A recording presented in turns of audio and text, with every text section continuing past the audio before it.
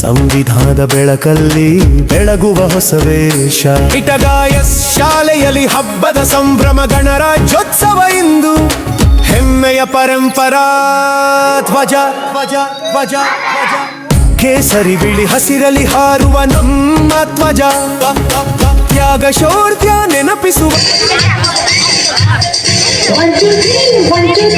ನಮ್ಮ ಭಾರತದ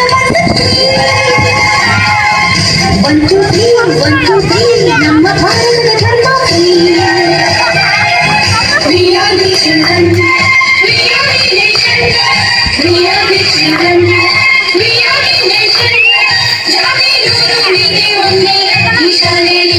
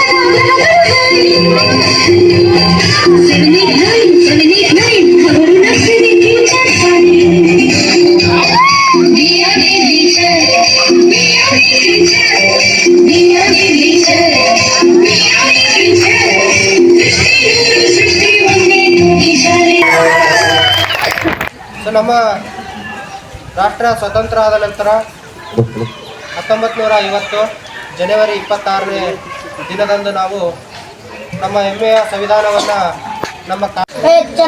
ನಾವು ಇಲ್ಲಿಗೆ ಬಂದಿದ್ದು 2 ವಿಷಯಗಳನ್ನ ಡಿಸೈಡ್ ಮಾಡಿಕೊಳ್ಳಲಿಕ್ಕೆ.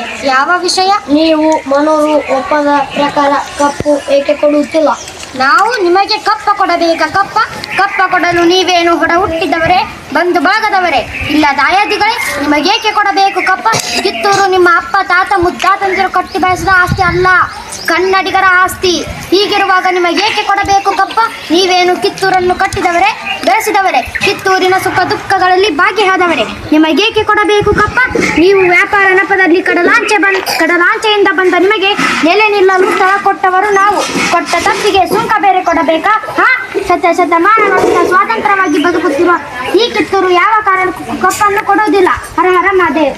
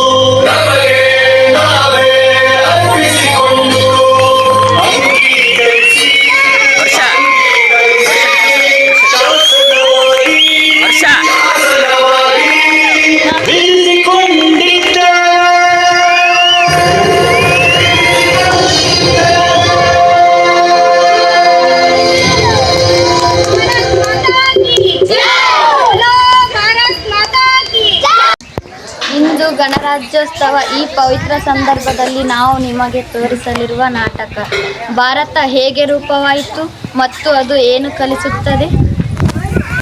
ಎಲ್ಲರಿಗೂ ಸ್ವಾತಂತ್ರ್ಯ ಸಿಕ್ಕಿದೆ ಮಕ್ಕಳೇ, ಆದರೆ ನನ್ನ ಮಕ್ಕಳಿಗೆ ಸಮಾನತೆ, ನ್ಯಾಯ ಮತ್ತು ಹಕ್ಕುಗಳು ಬೇಕು. ಯಾರು ನನಗೆ ಮಾರ್ಗ ತೋರಿಸುತ್ತೀರಿ? ನನ್ನ ಹೆಸರು ಅಂಬೇಡ್ಕರ್.